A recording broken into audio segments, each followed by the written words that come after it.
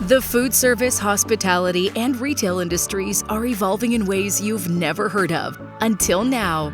Hosted by global industry technovator Rob Grimes and powered by the IFBTA, TechBytes is your go-to podcast, putting technology innovation and trends on the menu. So, welcome to another episode of TechBytes.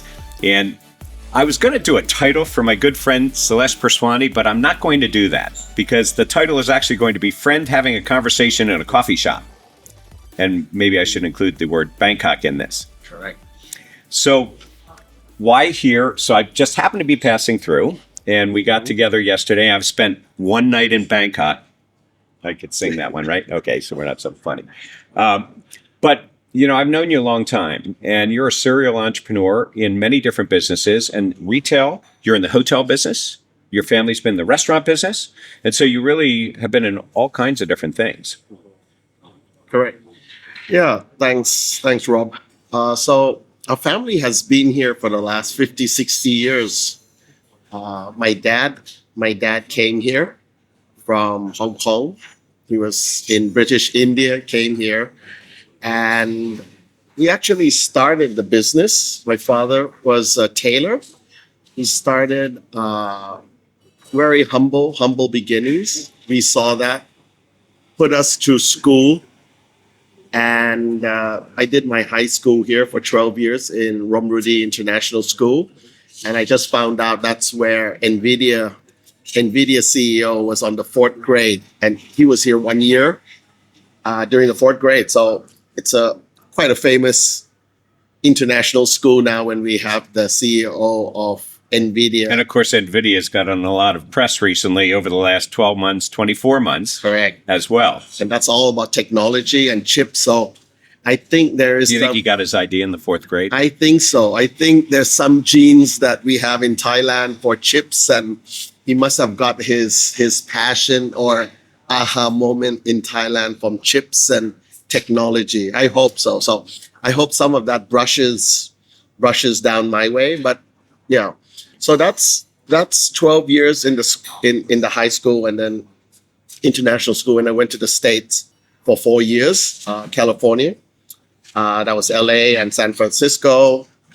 I read a little bit about where people jog and run. Just out of curiosity, was that business purposes or just to have fun, or why did you choose LA? Why the US? Yeah, so that I was just coming to that. That I saw the movies. I think that time was Beverly Hills Cop, and that's what made me say, "Wow, LA, Beverly Hills." Then I did some research. I found out where Madonna runs. She runs in Malibu, Pepperdine. So I applied for Pepperdine. But jokes aside, Wait, that's because you wanted to meet Madonna? No, I didn't want to meet Madonna, but I wanted to be in the right area. To be in the right area, and I thought that, wow, okay. I mean, less did I know that all my friends were in the other side, Cal State and UC Berkeley and USC. So the distance was quite, and we were roommates. I had 5 best friends that all were from the international school here. We just all went there. And yeah, that's how I chose California. But I ended up in Marymount, which is in Palos Verdes. So I was there for 2 years. Loved the school education there, the people, the atmosphere was very similar. And then went to San Francisco. Can we say that before that, though, that your international experience before that was limited? Was that your first, we used to go to a lot of foreign trips, but going to America, I think, yes, that was my first experience ending up in the States studying. Getting that experience of 4 years was excellent. I was pretty, I wouldn't say upset, but I didn't have the chance to work, like cleaning dishes or doing laundry or doing any part-time like my other friends or people that go to the States do, like being a busboy. I mean, I just had 2 experiences, really funny experiences, where I was babysitting a person and I was helping sitting a person, and I did a busboy, and both of them both of them fired me like they just told my friend, like, don't bring him back because he can't do anything. Okay, so maybe you failed in your early years in going into the hospitality business or the Yes. food service business. Yes. But clearly over the number of years that I've known you, you've done, a number of different things in the business. So today in the last few years, once you got into it, what kind of operations and businesses have you been in that's in the food service, hospitality, and retail? Yeah, correct. So when I came back, I didn't jump straight into the hospitality business or the Well, you got fired, so I'm sure you didn't get jumping So straight into it. I first took my dad's business, which is the fashion and the garments, children's wear, apparel. We started there. I started there first. Then in the years, 5 years, 6 years, went into property. We went into property businesses here in Thailand. And then in the 5 years, I was in Samui, in Koh Samui, in Phuket. And Phuket, they're just looking for opportunities. That's where I came into a resort and wellness, bumped into the resort and wellness project there. That's when we started to invest our funds. And I really started to like the operations of hotel running. But the credit is to the founders of the hotel to be, actually, we were just the management side. We were the management side and the operation side and the experience and the finance. I mean, But I would say that management and operations takes understanding, reporting, KPIs, running a business, and all that takes data, and all that data, you have to do something with it. yeah. So this was like 10, 15 years ago. The data and all was not really looked at. But currently today, yes, we look at the data and all. But when we were investing 10, 15 years ago, it was just all very gut feeling. It was passionate. It was working from the heart, really curing people. We're in the wellness business. Our wellness is located in Samui, and that's all from the heart. It's all caring. The Thai people are very hospitable. We don't have to really teach them. You don't have to teach them good customer service. Exactly. Right. Exactly. That's an advantage of being in the hospitality business. You have to teach them management. Yeah. So management, we were running an 80-room hotel wellness, and management is just the smile kills the people. Over here with the nice smile, and then the massages, the wellness, and people were getting cured. So we were running a hotel business where we had a GM, and none of the GMs could work because they were looking at KPIs, they were looking at data, they were looking at numbers and all. They were looking at bottom line. But the owners, I mean the founders, really they went into trouble because of not having enough cash flow and people understanding the business.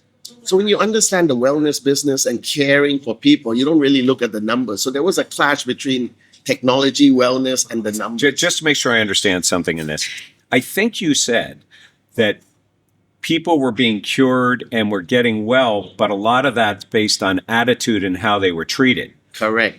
Right. They were feeling nicer. They were feeling better about themselves. They weren't judged.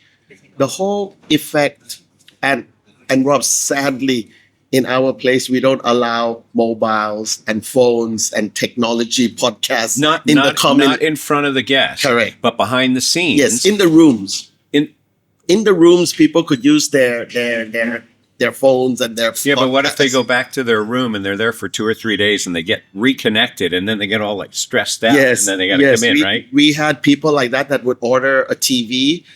We had TVs there. We had computers there. We had a library with 2 computers. But trust me, everybody loved it that we forced them not to take their mobiles to the technology to the places. But yes, in the back office, we had technology help. We have a very... You would have the standard technology for a hotel, right? So Yes. you have reservations, you'd have property management system, point of sale. Yes. I mean, are they taking money or it's all inclusive? Once they're there and they're taking the activities. No, that's all inclusive. It's all inclusive. All inclusive. The spas and all, you just sign it to the room, and then at the end when they check out, the bill is there. So no payments or something like that is there. But the technology behind that came recently in the last 3-5 years was the website. The website was fully technology. We use podcasts, for giving our meditations, our yoga, professors speaking. Is that to stay connected to people before and after they have the experience? So it becomes sort of a holistic year-round experience? Correct. So people come back. Yes, we have a 70% return rate for our guests. So we advertise very little, but our return rate comes 70%, 60%, 70% are repeat customers. So that's how we really became number one in this wellness space in this whole region, or maybe around the world now. I mean, our Well, this podcast is going to be seen around the world, so maybe people will have to hear about this, and then they're going to have to take advantage of it. yes, they need to definitely They need come. to chill out. So when we had Oprah, when we were interviewing Oprah Winfrey, and she was That was, by the way, that was Oprah. I thought you were saying opera, which would be a PMS system. we use that too. You I probably think. use that. But So we you use have another- both. You have Oprah and you have Yes. opera. But we're talking about Oprah. Oprah, yeah. So Oprah interviewed the princess. I think when her son was getting married in UK, and she said Kamalaya wrong. She said she was there during the wedding because Oprah asked her, and yet saying Kamalaya wrong, she couldn't pronounce Kamalaya. Still, our website just crashed because when people went in and looked at it, it just crashed. It was so Just funny. out of curiosity, is that symptomatic of the technology that's available in this part of the world or in Bangkok, or is that just because of what tools were made available that the hotel could use? Yes. So at that time, I think it was our technology. It got nothing to do with Thailand. Thailand, we have very good 5G. We're sitting in a very Well, nice that's what I place. said. I've never seen actually a cafe. I've seen cafes in banks, but I'm looking at video stuff here, the wall back there. We got phones up front. I mean, this is a technology store with a food service operation in it. Yeah. So this place where we are, I mean, you can see hospitality at its best and technology at its best. So you get both sides. I mean, the operator here and their coffee is pretty good. Well, I got to say, I got this mint chocolate chip thing. Yes. Just don't tell my wife Yeah. I got this, right? And That's between us. Yes. Okay, you got the cookie. I did not eat the Oh, cookie. chocolate. I did not eat the cookie. If people It's know sitting me, there, did not eat it. I can talk the whole time with you, Rob, about chocolate, but that can be on your next episode. I'm a lover for chocolate. I mean, I'm a lover There's and no love technology in chocolate. Yeah, no, chocolate, you really have to be a lover to love chocolate. I think everybody loves chocolate. I don't know anybody that doesn't like chocolate. But yeah, coming back to that scene was, I'm sure it was the amount of people that came in. That's what made the whole technology. But today, I mean, I'm sure with that would not happen today if all of your broadcasters come in today. Well, one of the things that occurs to me is that people are very into fitness today and wellness, but a lot of what they see, because I go to the Consumer Electronics Show every year, is wellness bands, and there's a whole section of that building that has to do with the bands that people wear, the scales or scales over here, and so when they're going into a wellness spa, of which Asia is very well known for these things, people will travel for them. Yes. Is there a tie-in between the fitness technologies and what's being used?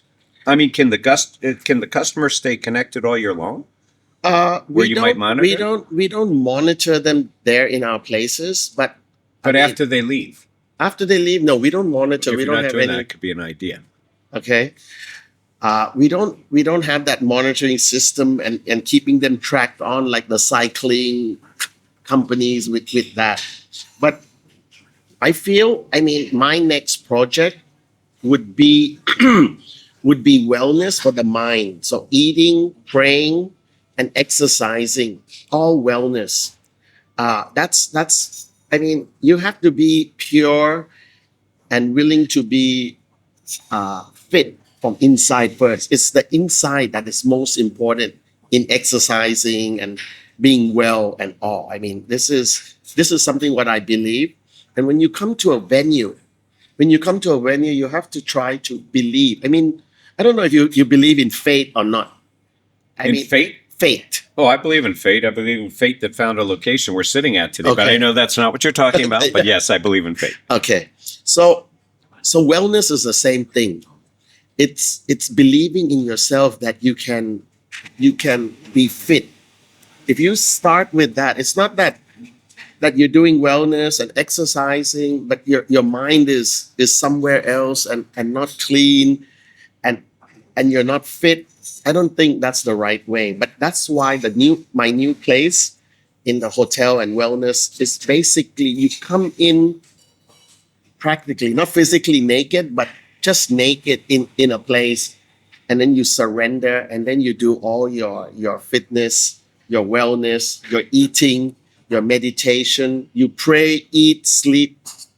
They made a movie of that, Really? I think it was Yes. called Pray, Eat, Sleep, right? Yeah. Well, listen, let's just take a quick break because I think you're on to something and I want to continue this conversation, but let's just take a break. And I'm with my friend Sailesh Purswani here in Bangkok in Central Embassy Mall and sitting in the company's name is True, a true technology cafe, blending the both of technology and food service together. So we'll be right back.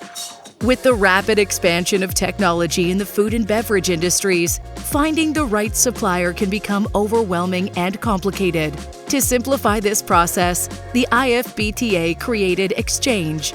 Exchange is a powerful search tool where users can easily narrow down their technology search and refine results by application type, geography served, department, and more. Browse resources and learn more about the industry's technology suppliers at exchange.ifbta.org. Now, back to the show. So we're back, and I'm with my good friend, Sailesh Purswani, here in Bangkok in the True Technology Food Cafe Coffee. And we're just having a conversation, about the businesses that he's in and one that he's passionate about, which is a wellness hotel that he helped to establish. And right before the break, we were talking about how the things come, you asked me about fate, but how things come to mind about the mind, fitness and health. Yes. There was a third piece, which was Praying. okay, the brain. So it leads me to believe, this is a technology podcast, so I have to ask, does technology get in, because you said you have an idea of how Yes. to bring this all together. Yes. And so what I'm wondering is, does technology get in the way, or does technology enable the idea of bringing the brain, the mind, wellness, fitness, together? Yeah. So what I like to say is technology, AI, we all just knew it in the last 10 years. It's very new. And coming back, really many CEOs, many business owners, especially the people that are running the business in Asia. I'm talking about Asia, okay? I'm not talking about any part because... And in Asia, you have a lot of group companies, family companies it's that all are doing family it. companies. So I want to talk around the context because I cannot talk for the whole world. Well, we're here in Bangkok. We should talk talking about Bangkok. this area. Yeah, so about Bangkok, is this the region. area. I came here from Singapore, Correct. so the region. Correct. The region, 80% of the people that are running businesses, I would say they don't know anything about technology because they're all in their 60s, 55, 60s, and they don't want to touch technology. So it's the young CEOs that have to understand, and generative AI, chips, that is really going to run the business side, the supply chain, the management. But your faith, your heart, that technology cannot take away from you. That's the connection, like what we're having. Rob, I know you for the last 20 years. I don't think we ever really had a conversation like this where we're talking about heart and faith. And this conversation can go more about knowing your deeper soul and talking. It's excellent. But we have to know that technology is there. We have to embrace it. But it's sad that the CEOs of many businesses, even the businesses that I sit in and run, all the top CEOs are not using technology. But their customers are. And as the customer base changes, you have to meet what the customers are doing. Correct. But we're not using the generative AI to its max. We're using we have systems. Everybody has a system, the best system. they're using 10% or 20% of that. And why is that? It can't just be generational because they don't understand The it. leader doesn't. Unless they're going to make money despite itself. No, the leader doesn't want to enforce it. That's why we have a lot of businesses running out of business because they're not using the maximum full of the digital. So people sell the software companies. There are a lot of software companies that sell their whole systems here. It's a great opportunity for you. This is a perfect opportunity. Where do you perform? Where do you get the maximum efficiency of an AI tool for businesses? But the cost is down because they can take advantage of public AI tools that are out there. Yeah, and it's not like we're talking about cost. So the question is, I always look at Asia as very technologically advanced. Now, certainly in hardware. Then you have, NVIDIA, right? Fourth grade, right? Yes. Got the idea. But, certainly in hardware. But then I think about the software and how people use it. So that's a mind change in how to use something that perhaps is computer generated than something that, especially in the hospitality business. Yes. If I hear, every time somebody has a conversation about AI with me in hospitality, they sit there and say, but computers don't have hearts and they don't have passion and they don't have these things and that the humans have that. But that doesn't mean we can't take the different pieces together. No, I'm not saying we can't do that. We can definitely do that, but we're not doing it. Nobody is going out and using all those tools, all those data that we have and generating outcome or efficiency out of that. Now, I don't know why, humbly, I don't know why that we are afraid of it or we're not using it or we're Maybe using it's just 20%. education. Yeah, so I'm sure there are companies that can go out, that can guide us for each of the businesses, for the different hotels. Like we also used to run a coffee business and an ice cream business in the franchise business. Right. We had that. Well, too. and now you're in the retail business. Yes. You're in retail, Yes. heavy duty, So our retail business is using technology. Yes, all our patents for manufacturing, retail data now online. Our new business in the fashion is also using all technology because we can tell what region, what customer buys what color, what size. So we do small runs, we send it out, we do tests. And technology has definitely helped on the retail side. It allows you to do personalization too, right? Exactly. Especially if you have computer generated things that the equipment can do. Yeah. So technology and AI online, we've seen many of the businesses have all shift. So whoever doesn't have a brick and mortar and online business, will go out of business. So we have seen that in our hardware. We have master franchise from America, the Ace Hardware. We're using all technology. Let me just share with you something. I had a conversation last week at the National Retail Federation Asia Conference in Singapore, which is why I'm out here. And I was talking with Jill Dvorak, who's the Senior Vice President of Content. I was asking her about content. And the interesting thing is there's some articles recently that say that the younger generation, the youngest generation, even the, Gen Alpha and the people that are coming up, they are in fact going back into bricks and mortar store. Not everything for them is all e-commerce and all on their phones. Yeah, correct. But I find that interesting that we made that shift. Now, COVID pushed a lot of people to online and in restaurant business, right? Correct. Hotels. Well, Grab here. Everywhere I go, I see these scooters, people in with. Correct. Okay, I get that. But the next generation is going back into the stores. Correct. So very easy, very good example. You were sitting on a luggage outside. I have a video of that one, by the way. But maybe share that. Yeah. So you're in a luggage there. You tried it. It's an experience. You tried it. You liked it. But you went quickly to your online store and checked the price. And then you're going to press a button, buy it, and it's delivered to your house. No, you want to know why I went online? It wasn't about the price, actually.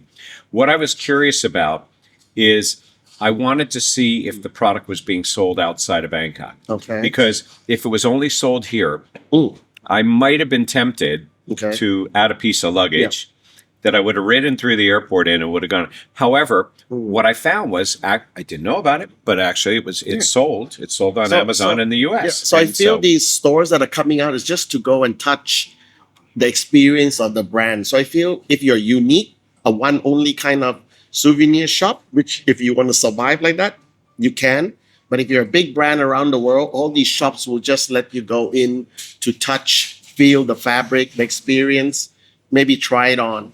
But if you're a brand, like we have a teeny tiny children's brand from 0 to 3 that we're selling in all the department stores here in the central mall here. And that's all through organic fabrics, cotton, keeping the quality and the brand. And then it's all going to be online. All my distributors and partner is all using technology and online. I have no stores. I have zero. By the way, there are restaurant companies that are doing that too, with no stores, and they'll do sous vide cooking, and they'll go ahead at Wow Bao Yeah. in the U.S. Yes. You know, they no stores. They use other people's kitchens. Yes, that's the dark we call kitchen, it right? ghost kitchen. Well, so it used to be ghost kitchens, sort of dark kitchens now. Because ghost kitchens sort of meant like commissary kind of ghost kitchens out there, or cloud kitchens. But dark means that you're using excess capacity in a kitchen. Yeah, that's another business I would like to get into, where you do the experience of kitchens, ghost kitchens, somewhere far where the real estate is cheap, and then cook it and then send it to different But that's people. also how the retail business is doing e-commerce to some extent. You might have a store, you want to get somebody in the store, they'll match the prices to online, but they have a distribution center, they can get it there quickly. Yeah, that's another totally. The food business is something where I said I got fired because I couldn't serve Dishwashing. people. Yeah. Oh, it was the service. I was washing the serving. Yeah, I dishes. mean, I didn't know how to serve.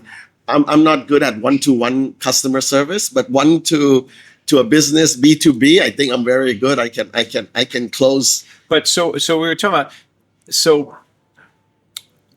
you are correct that after all the years that we've known each other, we've never really had the kind of conversation about, you know, putting it together, you know, as a person, right? Person to person. We always have business conversations because we're always at business events. So I just want to follow that theme because I think that's sort of interesting because if you're able to tie together, you know, the mind, if you fitness, which you certainly can get reading from. By the way, you can tell a person's stress level by the bands and things. So you could tie it together there. Yeah. That actually gives us an opportunity for the hospitality industry to connect with that guest, not in a bad way, which is everybody's. Correct. But why aren't we?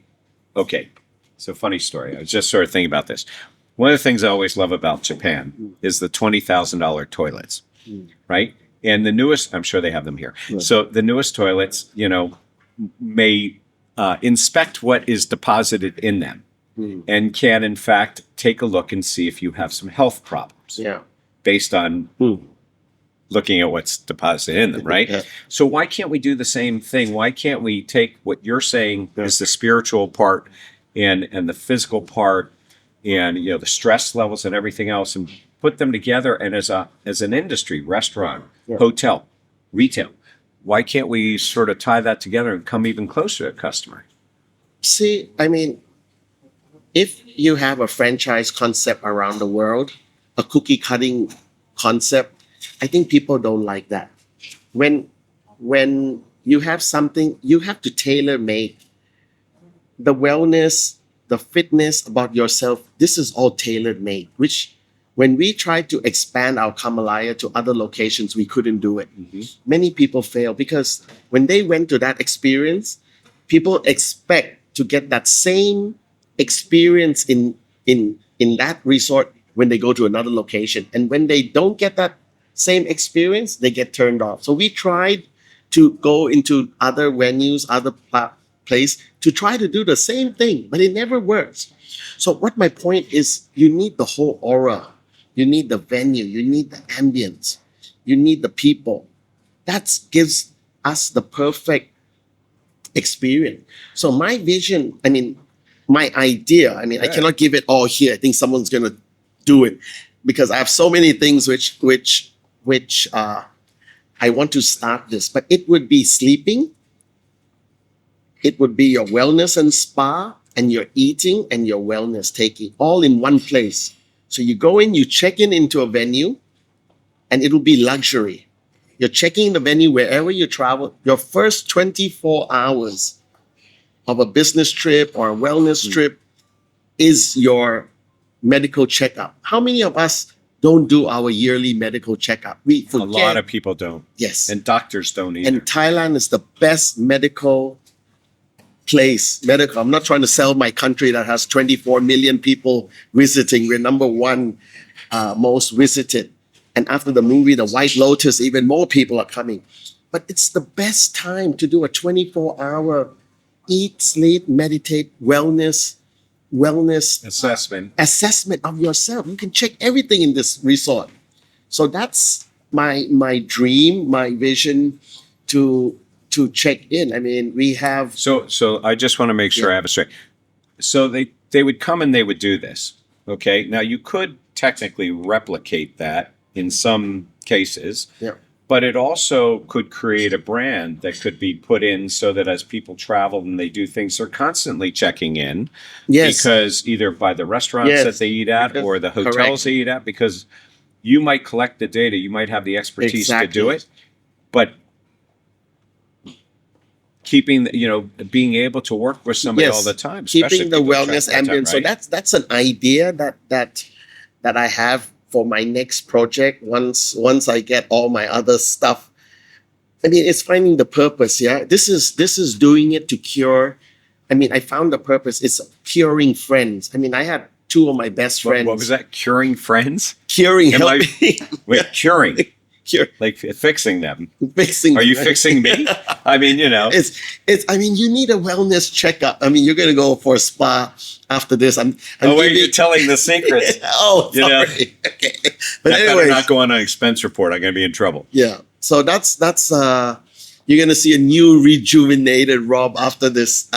So you have to take care of yourself. If you don't take care of yourself and love yourself, I mean, how are you going to take care of other people? So that's the first thing. We must love ourselves, take care of our health, and then we can go on. So this is important for life, and this is helping other people. I mean, so that's the mission that I have, is basically being beautifully inside, and then being strong, loving yourself again. I mean, I had 4 or 5 friends that got heart attacks and they never checked. They just dropped dead. 50, 52, 53. That's young. And I get scared. So I'm just sort of pull out of this. I'm just thinking about what you're saying. And there was 2 things that you said. The first one is that those things are something that will help you to be more hospitable and to work and treat, the people that you work with. Yes. But the second one was also an obligation that we have to our employees, our guests, because it's really about, helping them to be better in the head and physically better and not to drop, dead of a heart attack in there too. And there's no other industry better than, hospitality, collectively, food service and hotel, because everybody eats, sleeps, and drinks. Correct. And then they shop for children's clothing. So online. Online. But I think that, that really is what ties this together. And the other thing is, that I may be one of your cases of somebody that you're going to try to fix. So so I hope we all get onto a journey of being well. And one note, if I can leave behind, is take care of yourself. Once you are fixed and you take care of yourself and you're strong, then you can take care of your staff. And you can take care of the others around you. And everybody around. But if you're weak and you're not strong, you're not giving energy to yourself, and how can you help the world? But I think everybody can help each other. I mean, giving back. And it is one world, and it's becoming more and more a connected world here. Correct. And it's not about the technology, but technology certainly can help do it. So I think that is a great piece of advice to leave there. We'll continue that conversation. And Sailesh Purswani in Bangkok in a technology food service cafe, and really giving us a good perspective of what it's about here in the region. And just old friends, I'm sure we'll have many more conversations. So I appreciate your joining me for this. Thank you very much, Rob. Great. Thank you. Enjoy your stay in Bangkok. More than one night in Bangkok, but this conversation is going to continue, I'm sure. So thank you for joining us on TechBytes. This podcast is brought to you by the International Food and Beverage Technology Association. The IFBTA is the industry's voice of food service, hospitality, and retail technology, providing thought leadership as your single, impartial, and go-to resource. The IFBTA offers in-person and online communities to connect with your peers, the exchange, an all-encompassing global technology resource, and an industry-wide professional education and certification program. The bottom line is the IFBTA is your place to gather, learn, and share in conversations like the one we're having today.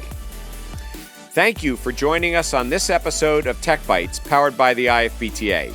I'm Rob Grimes, your host, and I look forward to taking our next bite of technology together.